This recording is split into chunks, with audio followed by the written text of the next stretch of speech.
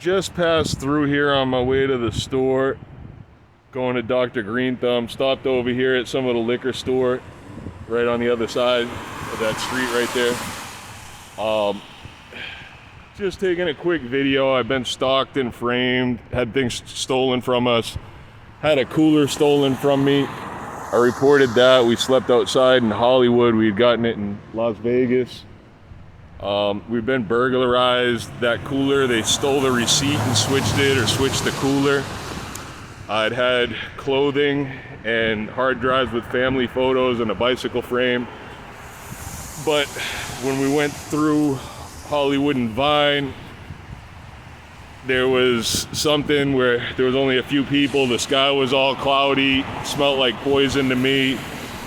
And my son and I were real scared, as we'd been reporting for months that we were being stalked and framed and poisoned at our apartment complex. They had something they put down through the air system, I think through the sprinkler system. We've been reporting it, but want to make sure that has nothing to do with it. Could be a coincidence, but figure I'll take a video to protect myself. I think it's December 29th, at least according to the phone. My phone was stolen. I've been hacked and spoofed, dates and times changed, buses rerouted. It was December 23rd, I believe, according to the phone, when my son was abducted. The El Monte police, at least they said they were El Monte police, responded finally after a 911 call. We had been denied access to the Bank of America branch where I'm a customer in El Monte and have a safety deposit box. I had the key stolen, but then it was left in my apartment. I went to try to find out who may have accessed or tried to access the box without my consent or knowledge, and they would not allow me in. They grabbed me or grabbed the door, prevented me from entering. The police came, wouldn't let me enter, wouldn't let me find out who had accessed the box or tried to access the safety deposit box, and to my knowledge didn't look into it. But that key was again stolen. I've been burglarized numerous times, stalked, framed, poisoned, my son abducted. We were witness to what seemed to be terrorist attacks in Hollywood and in El Monte and on Greyhound buses. The manager at our building was on one of the Greyhound buses, I believe. Hopefully somebody could check that. But coming back from Nevada with her baby, it's the same one, or with a baby. It's the same one who said it would be $800.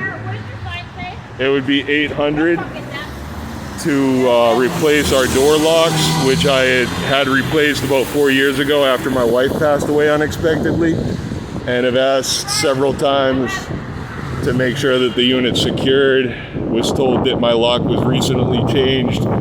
They asked if I would like a new lock or just a rekey, which I was told when I asked there was really no difference. They said it would be the barrel of the lock that was changed, but I think they just gave me a new key. That was like the third or fourth time that I've had the lock replaced or tried to have the lock replaced.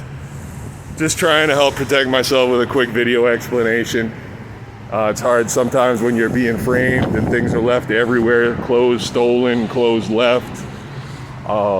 Things left in my apartment, stolen from my apartment. Hard to tell sometimes exactly what's a coincidence and what isn't, but do want to try to protect myself when I see something that looks related to what we've experienced. The management company did give me a falsified lease with falsified dates, and that they added a bunch of amendments, some of which related to what I've been trying to report for months, like poisoning, things like that. So I've been stalked, my phone stolen, being framed, my son was taken and false allegations were cited. I'm a single father, raised my son since birth. His grandmother, Susanna Ariano, works with the courts. And there was someone impersonating a DCSF worker. I'm told that they placed my son with a former employer who made false allegations, and there were masked people, a masked woman that came to my door with several other people and threatened me, said they were from the school, said they were a friend of Lazar's, who's the person I'm told that my son's been placed with. I'm not totally sure because calls have been spoofed, so I think there may be a chance that the call where I spoke with him was then redirected somewhere else, where someone else may have my son. I'm in fear for his life as well as my own. We've been denied legal representation, went to court, but they wouldn't view evidence. If anybody could help, I'd appreciate it. I want to make sure my son's home safely and that nobody else is going through what we've been put through.